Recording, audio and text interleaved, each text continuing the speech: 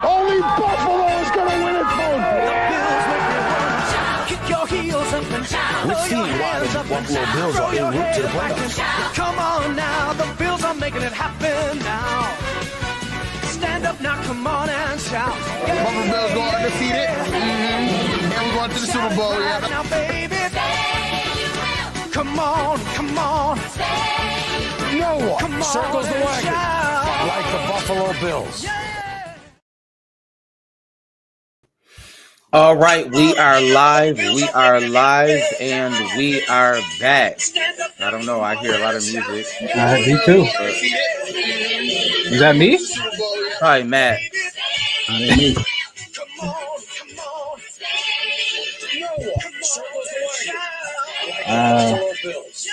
Double intro. All right, we are live, and we are back. I don't know, I hear a lot of... Hold on. We good? Yeah, I'm good. I don't know. I just hear mad noise. But shout out to everybody out there listening. We back. You know what I mean? A little Yeah. rush, but we back. We good. We good, right? Definitely. Yeah, we definitely back. I don't know. Noise is coming from everywhere. But listen. Shout out to block all out the OVD. noise. Hey, we got to block out the noise, man. We got to Definitely block gotta out the block noise. Let's go. Shout out to all the Overdue Bills fans. OverdueBillsPod.com, OverdueBillsPod.com. That's the website. You can find us on all platforms, Facebook, Instagram, Twitter, all those amazing things. Listen, we back and better. Listen, we had to come with our training camp show. We put that out there to let the people know that we're starting today because the Bills started. Listen, I was at training camp the other day. We got a lot of things to talk about. Definitely got a lot of things to talk about. But before we do that, shout out to Buffalo fan base. We appreciate the collab with them. Sure. Always. Listen, we really need everybody to follow us on all platforms this year. We're trying to have a bigger and better show. Specifically YouTube. The link is gonna be down there. Click that YouTube, subscribe to the YouTube, y'all boys. Absolutely. Subscribe to the YouTube. We want you to like, share, rate and review, subscribe, do all those amazing things so we can get the word out. And let me ask the guys how y'all doing. We're back. So Matt, how you doing today, man? I'm doing good, man. Year 5, still alive. It's let's go. Excited for another year. Overdue Bills. Ready to talk some Bills football. Absolutely, right? How you doing, man? I'm doing great, man. I mean, the name is Overdue. We've been overdue for how long, even including these 5 years. So, you know what I'm saying? Got another year. The name's still strong. We overdue. So let's get it, man. Can't wait to talk football, like always. Absolutely. And I have a quick question of the day. I got some trivia. I've been in this trivia mode ever since last year, so I want to kind of keep that theme going. So I'm going to ask a few trivia questions, but here's our quick question of the day. Just to get our feet wet. We're trying to get back into the swing of things, y'all.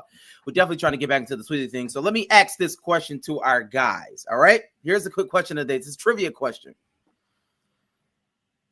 Which player holds the Bills record for most training camp interceptions in a single preseason? Now, you may not know this. What? Most training camp interceptions. Most training camp. If you're a real Bills fan out there, this is the question. Ain't nobody a real Bills fan to know that, bro. Well, say it again. Listen. Most preseason interceptions. You said training camp. Which player holds the Bills record for most training camp interceptions in a single preseason? Number 1, Jarius Byrd. Okay. Number 2, Nate Clemens. Okay. 3, Tre'Davious White. Okay. Or 4, Jordan Poyer. I go or Bird. 5, Bills security intercepting crazy fans trying to get autographs. I go Bird. I go Bird. I remember he had a crazy. Bird. I remember he had a crazy interception streak going over here. I go Bird. I remember he Matt? had this little run. You know what? I'm gonna go Poyer. I'm gonna go Poyer out of that one. Okay, so Bird is wrong. Poyer is wrong. It's amazing, and it's funny. I like the question because y'all both went safety, which generally is not the case. Generally, it's a cornerback because they get the ball thrown to them more. And the answer is Tre'Davious White. In 2019, Tre'Davious White had a crazy camp. Are we talking like one-on-one practice too? Like you got like the virus or just I like think you talk about preseason games. That's what you said. You're talking training camp like they picked off our own quarterbacks is what you're saying. I'm talking to true Bills fans. If you're not a true Bills fan, you will not understand this question. That's all I'm saying. If you're not a true Bills fan, if you're not following the day-to-day, then you will not understand the answer of this question. But I am a true Bills fan, and I knew the answer was Tre'Davious White. It was 2019. He had a crazy camp. That's when he got that crazy money. I'm just being honest. Yeah. Why didn't y'all go with a cornerback? I'm curious. Just they Bird and Poyer, they had a bunch of interceptions, during the NFL season, like the regular season. So I figured, that their camps that just translated into that. Why not? Interesting. I mean, it was a 25% chance, bro. It really didn't matter. Yeah.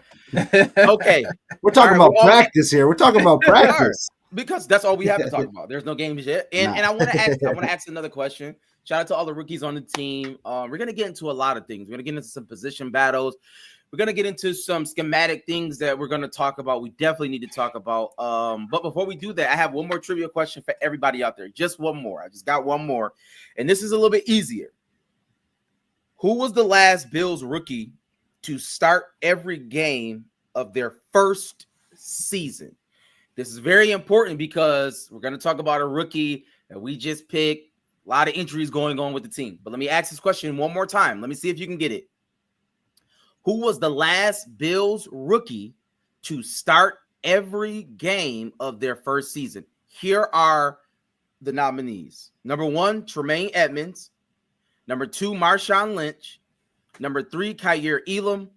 Or number 4, Greg Rousseau. I'm gonna say Rousseau. I gotta go with Edmonds. I gotta go with Edmonds here. It's definitely Tremaine Edmonds. I was actually thinking Osiris Torrance last year because I don't think he missed it. Did you just see? Are you looking at the comments? Yeah, no, I don't think he missed a game last year. So he would have been the last rookie, right? Yeah, he was the last rookie.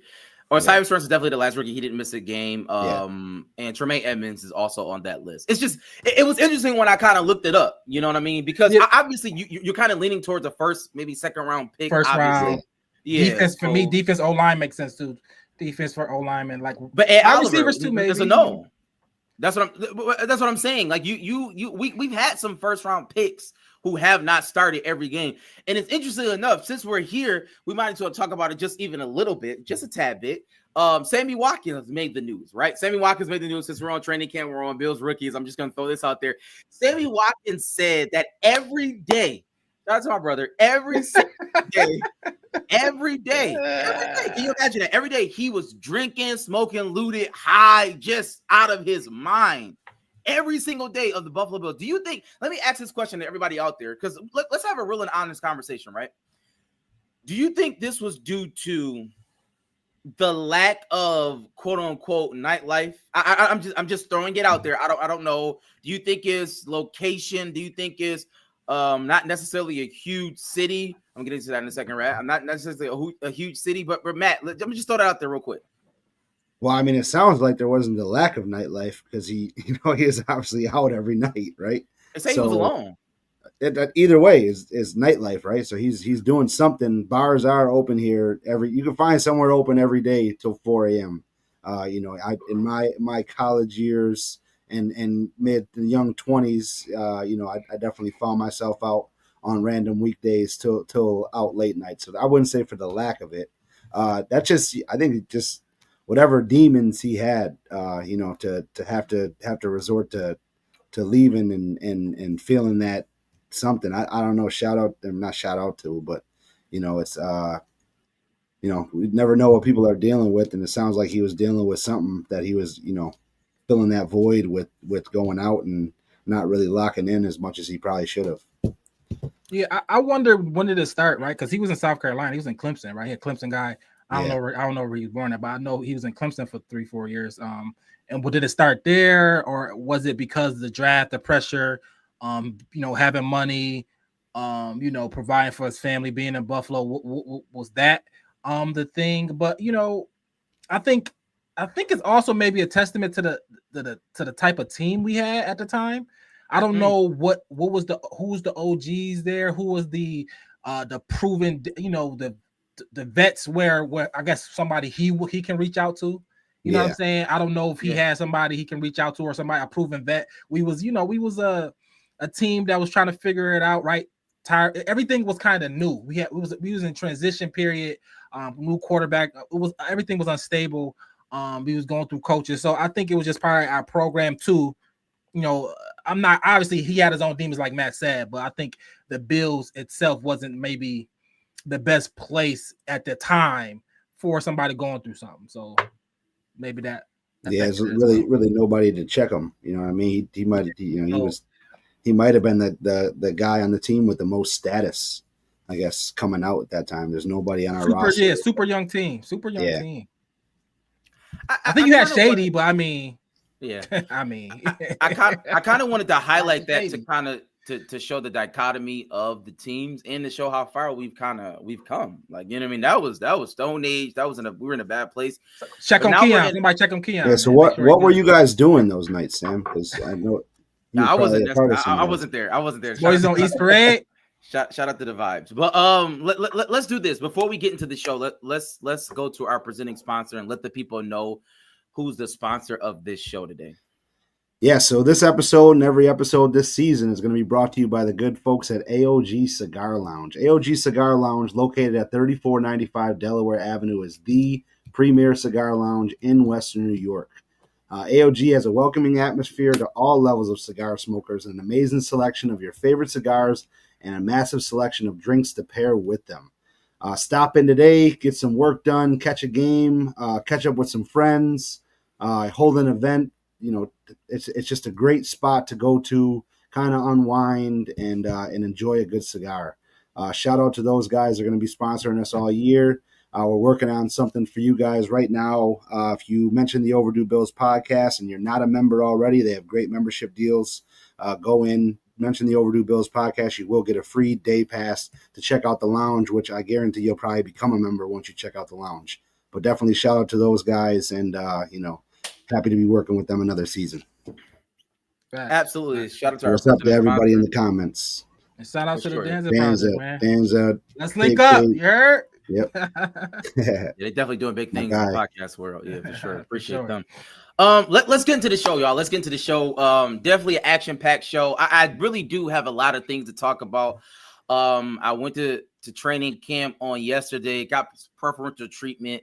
Was able to get into a few rooms, talk to a few people, see a couple things, and I listen.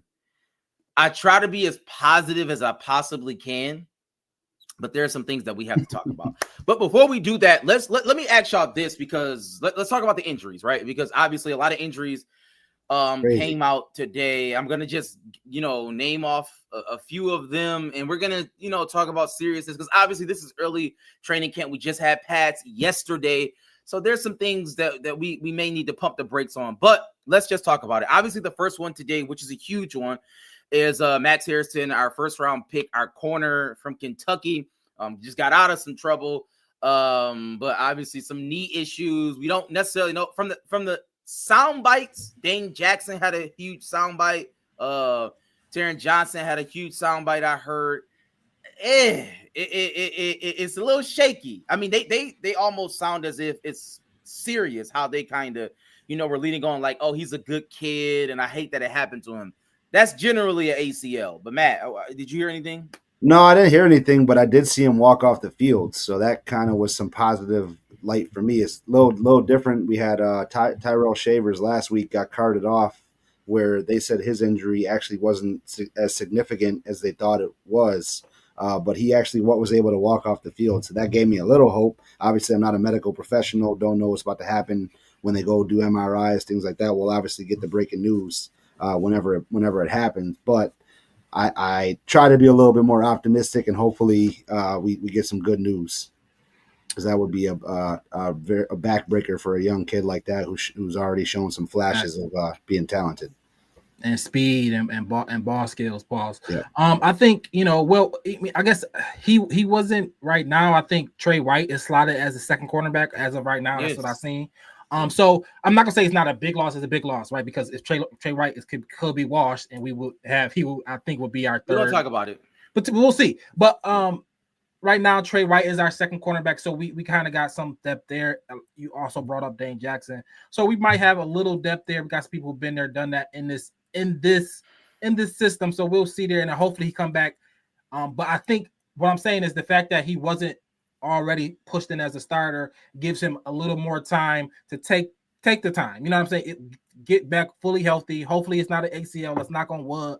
Maybe it's just a sprain. Maybe it's just something he can. Maybe he'll miss maybe a week or two. Maybe he won't miss nothing. We'll see. But take his time and get fully healthy. And watch the vets work. So okay, let me just name off a few other names: Terrell Bernard, hamstring; Dorian Williams, calf; Dawson Knox, hamstring; Tyler Bass, I don't know why he's on the team; Spencer Brown. You want Justin Tucker? Anderson, I'm just being honest. Listen, I always give second chances. Elijah Moore, leg soreness; Curtis Samuel, hamstring. What do you know? Obviously, Matt just talked about Tyrell Shavers; KJ Hamler, heat illness. I mean, whatever. Mike Edwards, heat illness, got me. This just sound like people don't want to practice, bro. Clearly, what are we doing? Like vet who's trying to get out practice with pads. That's what it's kind of crazy. You know how it go. We know how you went. You know when we first put on pads. You know how you got lost in football preseason during high school. Like you come late. You come late from the locker room or something. Do something crazy. You act like you had something to do. Wow. You know how boys go. Speak for yourself, man. We were dedicated guys to the team, right? You speak for yourself. Yeah, I'm not with that. But so we have some injury. I do want to talk about the injuries just for this moment. As far as Dawson Knox is concerned, right? And like we're going into the season. Obviously, we were a top 5 offense. We're going to talk about some position battles in a second. I really do have a lot to say about it. But the Dawson Knox of the world, even when I look at a Terrell Bernard or a Dorian Williams, like you want to go into the season with those guys healthy because we do believe that we're going to rely on those guys. Even a Dalton Kincaid, like he's hurt. You know what I mean? Those are, I don't mind Spencer Brown. I think Spencer Brown's going to be okay from what I'm hearing. But like those guys, those knick-knack injuries, even when we talk about a Curtis Samuel for that matter, right? He's gotten some money in the previous year. And it's like, we're looking at that person to play. And it's like, well, you just throw your hands up. So, like, do we have any frustration on anybody that's on the injury report? Like, is there any frustration where it's just like, all right, man, whatever? I wouldn't necessarily say frustration on there. It's just like right now, guys that are like in the wide receiver room is what's coming to mind right away. Like the guys that are in the wide receiver room, they're obviously getting a lot of reps now. The guys that the vets that are going to make the team, they're having to kind of get in and get more reps with Josh. Maybe that'll be more beneficial. I'm not going to take away as many reps from him, but it is early in the season. Our guy's going to start getting a little burnt out, for that. That's it. Probably not, but these injuries might solidify, the guys who are on offense because all the majority of the guys you just mentioned were all wide receivers. So then you got, just our core left working with Josh. We want to get Josh obviously the most work possible to be able to pick up where he left off with his MVP season. The only name you said that I just hopefully it's not lingering all throughout the season is Bernard, right? Because he got a little hamstring and soft tissue issues, and I hope that's the only name I was like, okay, hopefully don't start. But if it was August 28th or August 29th and not July 29th, I'll be more like like you know what I mean. But it's July 29th. It is what it is. Training camp. We in the middle of training camp. You want people to be healthy, but you want them to be healthy at the right time. And right now, if you have any nagging injuries, this is the right time to figure it out. I think we got a month or so until the actual real games are being played. So go figure that out. Get your treatment. Take some PEDs if you need it. Don't get caught. And then get back. Let's go. I will say to that though, we did get Shaq Thompson in the offseason too. So I think him and Dorian Williams obviously on that injury report as well. But I think getting him some more reps in there too. He's shown that he can be the leader on the defense. I mean, he led Carolina in tackles for every season that he was there. Now that I don't know how much that's saying, but he did. He also played with Luke Kuechly for a season too. So I think that's Milano insurance too. Yeah, right? That's what I mean. So you got guys like that with picking up a dude like that and having Dorian Williams in the waiting in the wings. I do think that we have a little bit of added insurance and not nothing crazy. So let's talk about this, because we're gonna get to a lot of things. We're gonna get to a lot of things. Shout out to every comment out there, because I guess the big thing going in, and I guess we can kind of frame it in this way, going into this training camp. August 5th, we're on Hard Knocks, right? Yeah. Right. So I mean that's huge. I mean, I don't know how y'all feel about it. I think that's huge. Like that's prime dope. time television. It's dope. Like it's the Buffalo Bills. You know, we complain so much about not getting, our just due, not being in the limelight. You know what I'm saying? You will always see them going after teams like Dallas. Dallas didn't have anything going on, or even like the Jets, or like these teams who are in very huge markets, but they didn't have great teams. Now we're on, right? Like I was there the other day. You see the people out there, film crew. I mean, it's booming, right? We're going to get a lot of inside things. And one of the questions that is posed is, going through this, do you think that there's a little bit of softening that's going on, or a little bit of trepidation, putting everything out there, so to speak, right? Is it some gamesmanship?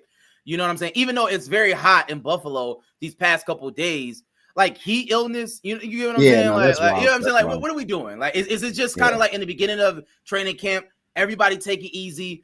We got a long playoff run ahead of us. Let's just get healthy. Everybody relax. How do y'all feel about it? You saying people are sitting out because of the Hard Knocks? You saying the gamesmanship of not trying to show our hand? I'm saying a combination of that, a combination of, I mean, the Dancer Project. He's saying it in the sense of, like, things are new. When I was at training camp, we were talking about when we were leaving, there's no two-a-days anymore, right? They're like everything is kind of lessened. Even just going to pads, it's just like, are they really hitting? One of the things that I saw that was very no tackle to the ground, just right, but initial contact. One person that runs hard, like Frank Gore Jr., and I don't like, he's not, more than likely he's not going to get a spot on the team. I mean, he's not going to get a spot on the team just by sheer numbers and by just contracts. He's not going to get a spot on the team if possible. But what I'm saying is that, do you think that it's more so laissez-faire? Like I don't have to go all out there anymore. No, I mean, I don't think so. I think at the end of the day, that we have such a mixed bag of talent, not mixed bag of talent, but we have, the separation between a lot of these dudes isn't that much. So there are guys still trying to fight and still trying to make it, on this roster. You got a defensive line that, guys are right on other guys' heels all day long. And McDermott, he said that he wants that intensity. He wants live stuff. He doesn't want to go for the softness. So maybe he's preaching one thing and they're not doing it. But I don't think that they're trying to soften it up. I do think that obviously, they understand we have a long season and things like that. But I don't think it necessarily is they're trying to soften it up. Okay. I mean, maybe so, but if you certain players, Keon Coleman's of the world, Dalton Kincaid's of the world, like you can't like not go full out on each rep. You need to get better. Dalton Kincaid. I know you talked about Dawson Knox being injured. I really don't care, right? I mean, if Dawson Knox on our team next year, maybe if you just want to on some Josh best friend stuff, sure, whatever. But if Dawson Knox on the team next year, or playing the same amount of snaps that he's been playing, I say that he could be on the team. But if it's not 80-20 by next year or by the middle of this year to next year, that means Dalton Kincaid is not what we think he is, right? No. So Dalton Kincaid, you need to get stronger to be on the field more so you can be a better blocker, and we don't have to have Dawson Knox on the field as much. But if that's not the case, if you, like you're saying, being weak and soft, and you're not bulking up and getting better, becoming an overall better tight end, then it's quiet. So, I mean, I just think people like that, young people like that, you just can't be soft. You can't take these reps for granted. So I don't see it. I agree. And I think that what the comment was, or I guess kind of leaning towards, the cameras being on is actually pushing them to be more intensified, right? Like it's a combination of those things, right? The cameras being on, and I'm sure that probably is the case, because some of those guys, we're going to talk about them. What's his name? He's been getting a lot of publicity. Goldspell, what's his name? Godspell or God, he's a wide receiver. I seen him yesterday. Yeah. It was like number 83, I think it was. I'm like, who is this guy? You know what I mean? I'm like, is he a tight end? Nobody knew who he was around us. Like, nobody knew. I'm just like, who is this guy? But clearly he's getting a lot of pub. They caught a touchdown today. Yesterday he caught some good Josh passes. threw him one, right? Yeah, Josh threw him one. Bomb or something like that. Yep. Yeah. It's Godspell. Yeah, Godspell. Yeah. So I'm sure those guys, they know they're on television. They want to put their best foot forward because even if they don't make this 53-man roster, there are other people, other teams who are watching. But I do want to talk about some position battles. Let's get to the nitty-gritty because I definitely have so much to say. I got a lot to say on the defensive side of the ball and the offense. And I want to go to wide receiver first. I want to go to the wide receiver room first because a lot of contention was this offseason. We've seen Brandon Beane come out very, very, very strong against the lack of going after a wide receiver. We saw him on shows being very nasty, very hostile about that. Talking about how we were a top 5 offense, and it's just an everybody eats mentality. And Josh Allen was the MVP. Why are we talking about receivers? Why are we talking about these things? I just saw another interview with him yesterday. He reiterated the same thing. Why do we keep bringing up the same thing over and over again when the results are it's not the offense, it's the defense? That's his words, not mine. But I do want to talk about this because a lot of talk has been about Keon Coleman and other receivers as well, right? We got Palmer, we got Moore, we got these players, Khalil Shakir. We're looking at a Dawson Knox or a Kincaid to take another Curtis Samuel from his first year. Well, Curtis Elijah Moore. But I want to say this, and I want to get your opinion on this. I was there yesterday, and I text the group. Y'all know how I am. I sent it to our group chat immediately, and I said Keon Coleman. As far as this year is concerned, he not it, y'all. I know. You talk about day 2 of training camp, man. Yeah. Listen, I know Sam is why early. though? I'm about to explain. I'm about to explain. Listen, Keon Coleman multiple times, one-on-one drills, Harrison, Ingram, whoever would it's just like we know he's not getting any separation. No, I don't think his route running has gotten better at all, and he cannot catch the ball. There were 3 occasions where Josh Allen put it in the basket, the bread basket. All you gotta do is catch it. It was one pass. It's like if you're that type of receiver that we think you are, you put your hand out, one-hander, it hits your hand, it falls. And it's just like, what are we doing? Like, what do we have to do in order to get you to that point? What have you been working on? Like, that's the play. The little, you know what I mean? And then you run it, and then Josh throw the ball. That's the play. You know what I'm talking about? Like the little sideline joint. Back shoulder. That's the one where we've been working on all last year. We were trying to work on it. Like, what are we doing? What have you been doing this entire offseason? And he can't catch. So that's the part I didn't see, but I seen it to the separation point. I mean that we knew that going into drafting him, we knew he wasn't that receiver. He was a slot guy at Florida State. He wasn't known for taking the top off, but he was a possession type of receiver. He's a dude that you throw the ball to in the red zone. He showed it in Seattle last year. He go up and get it, go up and make plays like that. He also shown that yards after catch. So he's that type of receiver. So I think what Joe Brady has to do with him, we brought in Josh Palmer. He's the separation guy. We saw the stats. He was top 3 in separation in the league of all receivers. We're talking the best receivers down. He was the best, one of the best at getting separation. That's what we brought him in for. That's a guy who we're going to need to do that. Elijah Moore is a speedster. Is a guy who can take the top off of defense. That's what we brought him in for. Keon Coleman and Khalil Shakir, they're not that. They're Joe Brady and Josh. They got to dial them up to cater to that, and I think that they produce in their own way. Like we saw both of them do it last year. We saw them both, break long touchdowns and get some good yards after catching the ball on a certain thing. They're not the guys that are going to go do a 20, 30 yard flag route or whatever and get that separation on the top corners. They're just not.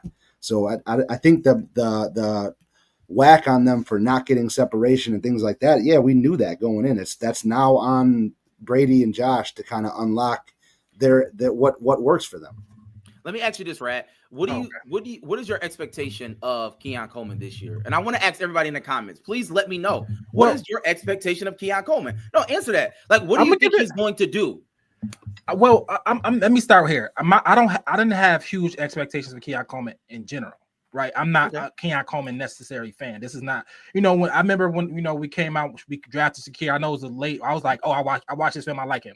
I saw Keon Coleman. He and I watched him in Florida State. I watched actual games of him, and I remember he had a lot of hype going on but the Florida State fizzled out. But I wasn't necessarily a fan of him. He was a good player, a good athlete.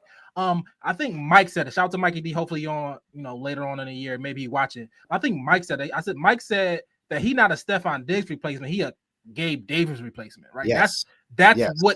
That's what Keon Coleman is. He's a Gabe Davis replacement. So if that's what I got in my mind, then all right, if he is, can he be a little as good, a little bit better than Gabe Davis? Sure. That's what I'm expecting. I'm not expecting.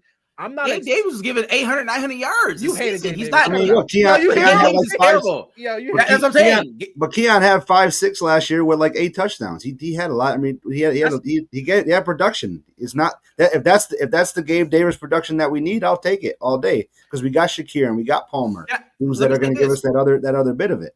The other thing with Gabe Davis was a great blocker as a wide receiver. That's what I'm saying. That's why he said on the field. And he also developed into that, right? Can Keon Coleman develop into that Gabe Davis role and be that type of player for Josh and occasionally hit a deep play because he get behind the defense on some, and he athletic, he can jump ball, all that type of stuff. So my expectations for Keon Coleman is just a year or two jump in far just consistency, maybe help be able to understand how to stay healthy, stay on the field more, get more reps. But Josh Palmer is a better wide receiver than him today. It's just, I know that might not be saying like, oh my God, Josh Palmer, but Josh Palmer isn't a terrible wide receiver. And I know for a fact he's better than Keon Coleman today. He's just a better route runner. He's a good route runner. He's a better route runner. He got better hands. And for him, it's health as well. He needs to stay healthy as well. But Keon Coleman, my expectation for this year is to be our third, fourth option on the offense, maybe fifth, because you got James Cook. Hopefully Kincaid do something. You got Shakir, Palmer, and then you got Keon Coleman potentially there too. So I'm not seeing for him as a second or third option. He more so fourth option for me, and that's fine. I'm not looking for more than that from Keon Coleman. If he do anything more, if he become the third option, if he become after Cook and Shakir is him over Palmer, then I'm like, oh man, that's great. But if he's right under that, right fourth, 3.5, whatever that is, that's my expectation for Keon Coleman this year. I would say this. I think that we definitely have better receivers this year than we had last year, right? Just in a totality as a whole. And I think that a better receiver room for sure, just across the board. And I also think that it's going to be very interesting to see how they delegate time in the rotation, because I don't like Keon Coleman is not a player. He's not going to stay on the field the whole time, right? Like I'm very as far as what I'm seeing, I don't think he's going to. He the X, right? I'm gonna be completely honest. Keon Coleman will not be on the field. Oh wow! Every so you're saying Palmer player. is the one who don't get off the field, because one of them got to stay on the field. What I'm saying is I don't think that there is that we don't have a player that's going to stay on the field like that. We didn't have a player last year that stayed on the field like that, in my opinion. Did we? I mean, Shakir was probably the closest to it. I think. No, I think Shakir was getting 70%, 75% of snaps. No, Coleman played. He was out on the field a lot. Yeah, Coleman got like 60% of the snaps, right? He was off the field too for large stretches.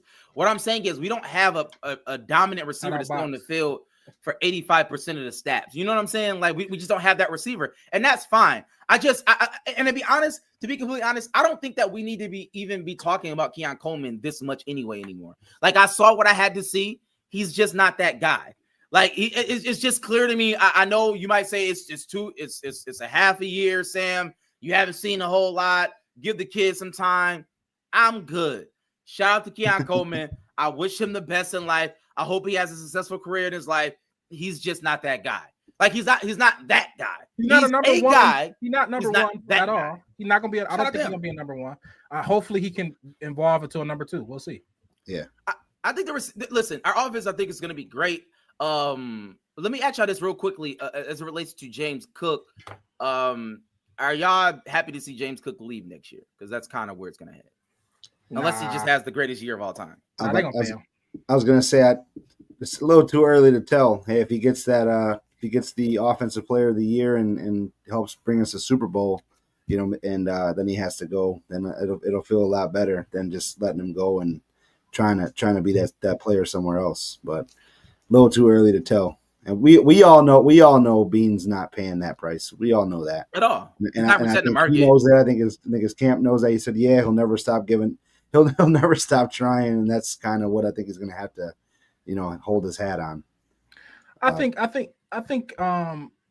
I think he's gonna come back around. I think they're gonna figure out meet in the middle.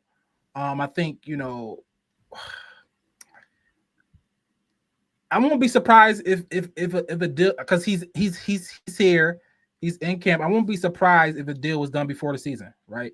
I think they both. This is negotiation tactics, right? They both gotta play hardball, and then I think they're gonna get a number. I mean, we resigned everybody else. I'm not saying that means you definitely gonna resign Cook, but I think that give me some hope that all right, we're gonna figure something out, and before the season start, he gonna get a deal. Obviously, like I maybe also waiting for people like Kyron, like it's other people that need other running backs that need deals. Kyron Williams out in LA, so maybe he waiting for that, seeing what he get, and then he'll find some way he maybe get more to him or something like that. But I think that we're gonna have a deal done. I think Cook is gonna be locked up. I think we got a young nucleus, and I think Cook is definitely a part of that young nucleus. Yeah. Yeah, I guess. Let's go to the defensive side of the ball. I want to talk about the cornerbacks.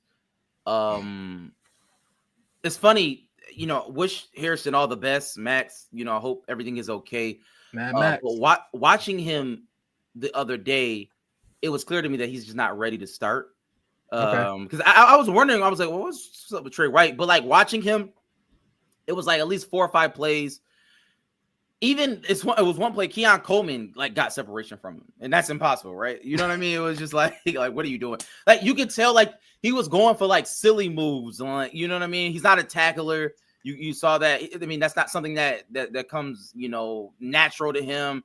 And coverage, while he is fast, he doesn't necessarily know how to use his speed.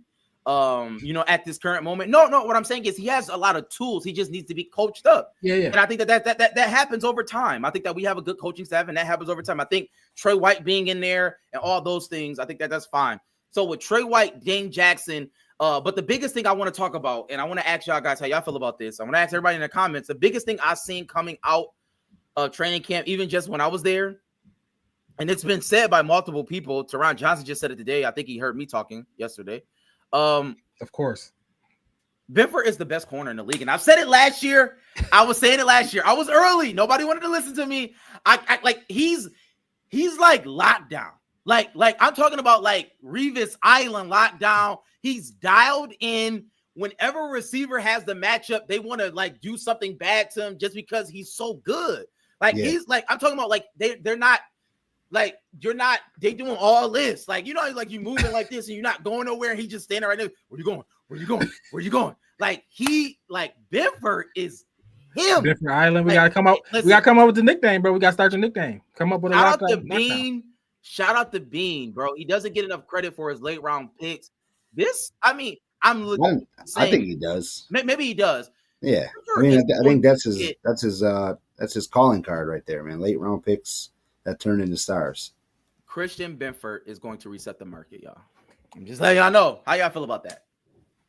Well, it's a good thing we got him locked up for the next 4 years. I'm about to say we got him already for them. I'm about to say, yeah, we like I said, we signed everybody, and I think health and is great, right? Obviously, he double dipped 2 years ago, and he was able to unload Elam. And whatever mistake or whatever he saw, it doesn't matter, right? We got the lockdown guy we needed. Whatever round, at this point, like that round and where you get him from right now, it don't matter.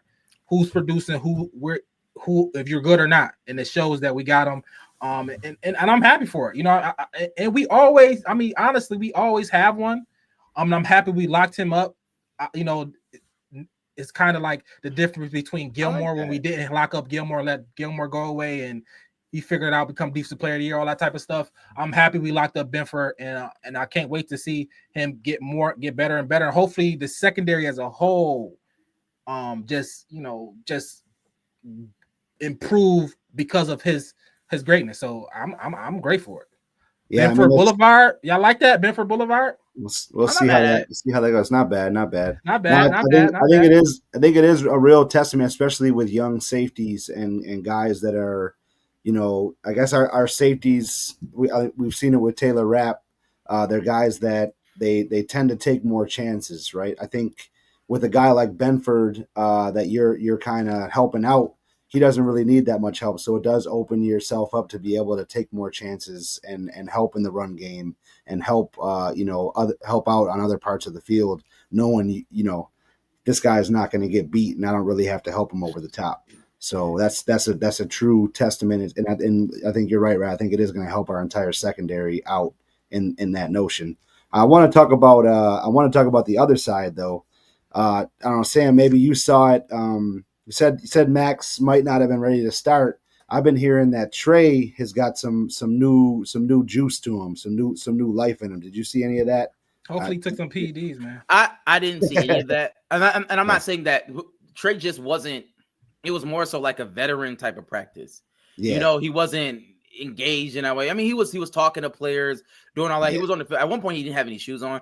I don't know what was going on there, but like, no, it just wasn't like an intensified type of. He was. Yeah, I'm not mad at it. Like Trey, this is what they're saying coming out of camp. This is what I heard. And they always say this. He feels the best than he had in 2 years. He's finally healed. I mean, it's kind of a lot of that. What talk. Is it? 2 years or 3 years from the injury? It's been 2 years. It's been 2 years since the injury. So shout out to Trey. Like I'm happy about Trey, but I don't know. Trey White, I think Dane Jackson. Like y'all know how I felt about Dane Jackson. I reversed it. I was kind of down on Dane Jackson, but Dane Jackson is a great cornerback in my opinion. Great. Well, he's a really good cornerback in my opinion. Okay. He's above average. My point is, I was looking at the schematics of the practice, and we do run zone. Mm-hmm. Yes. We're a zone heavy team.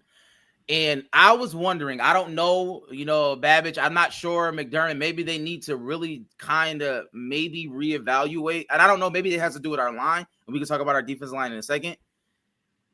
I mean, Milano's a good cover, right? Terrell Bernard is a great cover. He's excellent. They're like two of the best. Teron Johnson. Benford, in my opinion, is one of the best corners in the league, if not the best corner, bar none. Our safeties, we'll see. So wait and see. Trey White is going to play good. Dane Jackson, Teron Johnson, like these are like elite players. Yeah. I'm really looking for us to go a little bit more man. I am. I don't know if they're going to do that.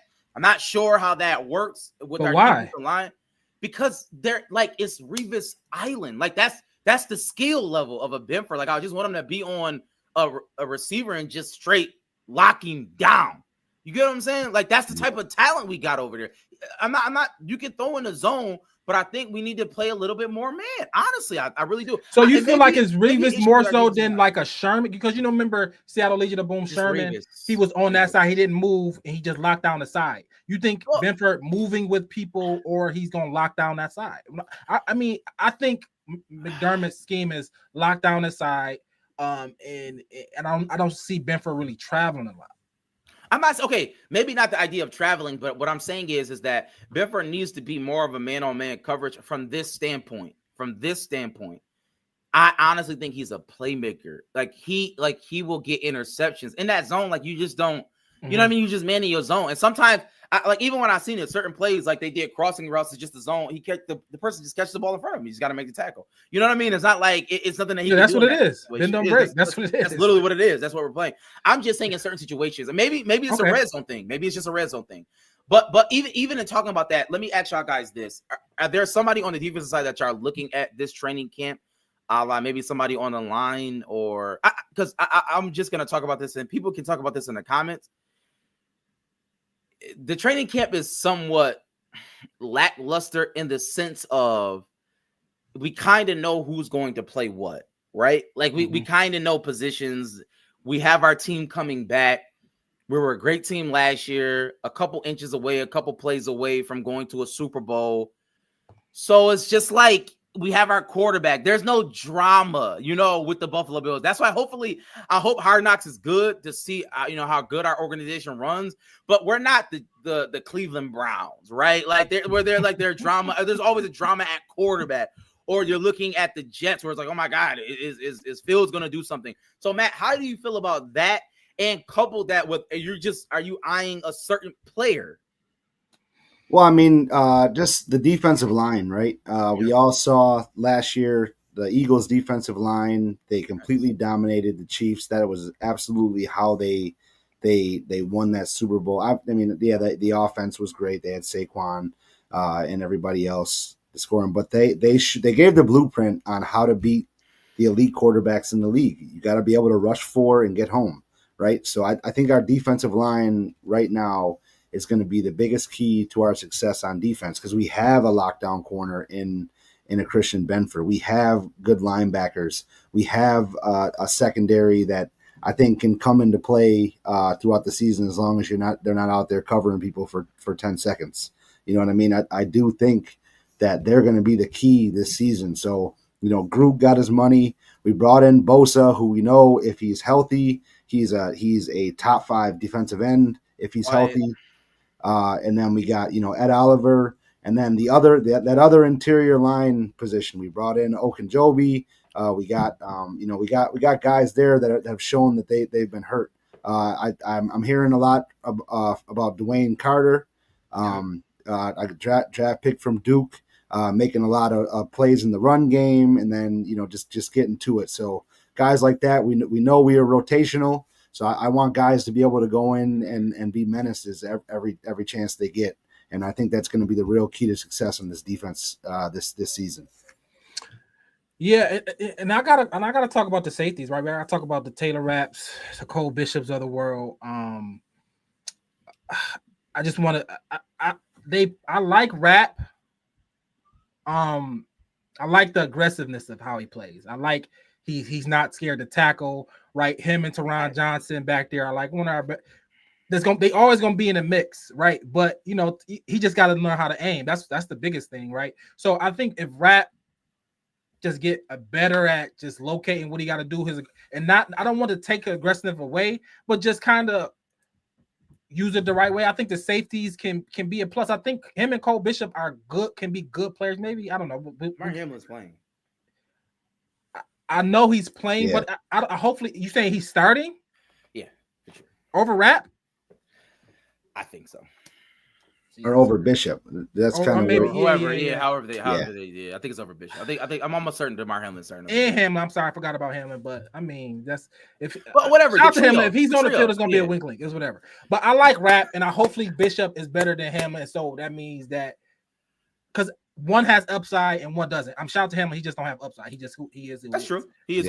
And Bishop has ceiling is the roof. Yeah. so I hopefully Bishop wins the job because he has upside. He can get better. And then that means our defense has upside, can be better as well. But Hamlin kind of puts a cap on our safeties. I mean, he is what he is. He's the guy that makes the tackle he makes tackles in the end zone after they score touchdowns.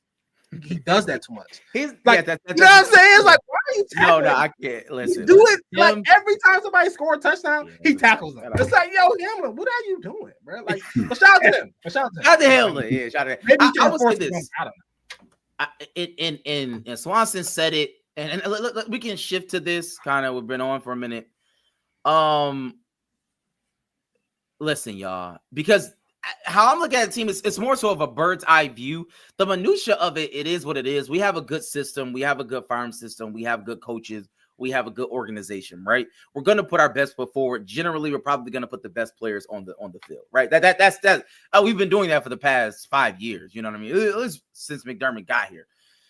But it's really not about that. It's about us winning the big game, right? We have to win the Super Bowl. It's really Super Bowl or bust. And I'm just going to ask you guys this. Swanson is saying this is McDermott's last year. I haven't heard that talk at all. We're going into a new stadium after this year. So how do y'all feel? Okay, maybe not the idea of them firing him, but like, is it time? Like, is it more of a Mike Tomlin situation where it's like, okay, even though Mike Tomlin has won a Super Bowl, right? Have we gotten to that point, or have we gotten to what is it? Was it Mike Lewis? Who was the Bengals head coach? He was there for like Marvin Lewis. Yeah, Marvin Lewis, right? He was there for 13 plus years, and it was just like, all right, like enough is enough. Matt, how do you feel about that? Yeah, I don't think we're quite there. We are going into a new stadium. I don't think that really plays much into it, but I do agree with Swanson and saying though that this is the year to put it all together defensively, right? Being stated that's the number one improvement he wanted to make in personnel, right? He wanted to bring in guys on defense that will get it done. we're okay on the offensive side. I mean, Joe Brady said it doesn't really matter who's out there. We'll work with who we got because we do have the MVP throwing the ball, and we do have a pretty good offensive line, and we can run the ball. We had a guy who finished second in Offensive Player of the Year, voted with James Cook. So we have the skill on offense. We are going to put up the points. This is the year to really rein it in defensively and make that happen and have those guys make the plays because we are going to score, and we have the offense to get us there, but the defense has to step up and do it to really, really bring us over the edge here. Yeah, I don't, unless we just miss the playoffs, even I still think I don't. If we miss the playoffs and Josh plays every game, then okay, we might start hearing. We might hear something. Oh no, he's getting fired immediately. Okay, but anything. But it's hard for me to think that we're going to misplay with Josh Allen, right? Especially in this division. Yeah, we're not. So it's hard for me to see that he's going to right. We're not the Giants. We're not the Giants. We're not the Jets. We're not Philly. We're not none of these teams where you can win a Super Bowl 2 years ago and then get fired in the next year or the year after. That's not the type of time we're on. I think this is the most stable we've been since the 90s. I keep going back to who our owner is, right? He owns the Sabres, he's on the Bills, and this is the most productive product. This is we about to go into the new stadium that McDermott, Bean, and Josh Allen built, essentially, right? Yeah, and he is the guy. He's the second right now. He's the second greatest coach of the history of the Bills, right? And if he won a Super Bowl, he immediately jumped Levy. So I think I'd be hard pressed to see McDermott go anywhere anytime soon, especially with this new stadium, especially with Josh Allen, especially with our division. We about to own the division for the next 5, 6, 7, 8, maybe That's 9 years. So I don't see I think I have what's our owner name? Pagula. I don't see Pagula making any type of decision like that. I just don't see it. So yeah, this is our team. This is our team. This is our coach. This is our GM. This is what it is. Listen, it's a wait and see for me. I love McDermott. Shout out to Swanson. I think that the defense definitely has to show up, right? And I don't know if that's a personnel thing as it relates to sacks and things of that nature, but the defense definitely has to show up. We had top 5 offense. Right, we scored so many points in the playoffs. It is what it is. And Brandon Beane has talked about that. He said in his own mind and in his own mouth, that he did not give Sean McDermott the necessary tools at his disposal to have a great defense. And maybe we developed those players, and I hope that we have. You know what I'm saying? When we look at a Rousseau, when we look at an Ed Oliver, so on and so forth, right? I pray that is the case, but it's a wait and see, right? But even to that, McDermott, our defense was good. 2 years ago? Like it ain't like we haven't had a good defense in 6, 7. It's been like 2 years. He's a great defensive coach, but what I'm saying is that it is what it is. We got to win the Super Bowl, and if we had a better defense last year, we would have won the Super Bowl. I think it's just that simple, kind of. Yeah. But yeah. Shout out to everybody in the comments. Listen, we appreciate y'all. We got a little bit of a little bit of some difficulties going into the show, but we're working out the kinks. We're starting back up. We're definitely going to be here for you. Yeah, we definitely listen. Shout out to all our sponsors, AOG. We appreciate them. Shout out to Buffalo fan base. We appreciate them. Matt, you got anything to say about our presenting sponsor? You muted, Matt. See? There you go. Rusty. No, man, just be on the lookout this year. We're going to do some giveaways. We're going to have some specials. We're going to have some maybe some games at the lounge, things like that, some viewing parties. So definitely be on the lookout for that. We're going to work on some stuff for you guys. That's who we're here for at the end of the day. So be on the lookout for that. Absolutely, be on the lookout for that. Listen, people will start agreeing with me more and more as the days go on. But before we leave, I want you to like, share, rate, and review. Follow us on all platforms, especially our YouTube. Please go to our YouTube, OverdueBillsPod.com. Link in the bio. Shout out to the YouTube. Please go subscribe to the YouTube page. We want you on there. We can see all the comments from YouTube, Facebook, everywhere. So we can see all the comments. That's not the issue. We just want you to go there, subscribe, want to build that page up. Listen, we're trying to go bigger and better. right? And listen, we're ending this show, but I want to end with a question. I've been in this trivia mode. We're throwing trivia all training camp. And I'm ending with this question. I'm gonna see if y'all can answer this. Everybody in the comments, I want to see y'all answers. Which Buffalo Bills quarterback threw for over 300 yards in their very first NFL start? Here are the choices. JP Lossman. First NFL start. Josh Allen, JP Lossman, Nathan Peterman, or Tyrod Taylor?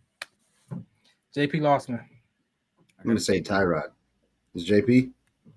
And it is Tyrod Taylor. In his first start as Buffalo Bills quarterback in 2015 against the Indianapolis Colts. He threw for over 300 yards. And he had, I don't know if y'all remember that. He had a deep touch on the Percy Harvin. Remember Percy Harvin? Yep. Crazy. Shout out to Percy. Migraine. Well, yeah, listen. Migraines. Migraines that get you. But listen, we appreciate everybody. And shout out to y'all. We're gonna be on the lookout. That's why I want you to follow us on all socials so y'all can know when the next show is coming out. We're definitely gonna put out a flyer for that. And y'all know how we end every show with a little bit of that. Hey. Let's go. Only Buffalo is going to win it, folks. Kick your heels up and down. We've seen why the Buffalo Bills are en route to the playoffs. Come on now, the Bills are making it happen now. Stand up now, come on and shout. Buffalo Bills go undefeated. And we're going to the Super Bowl. Yeah.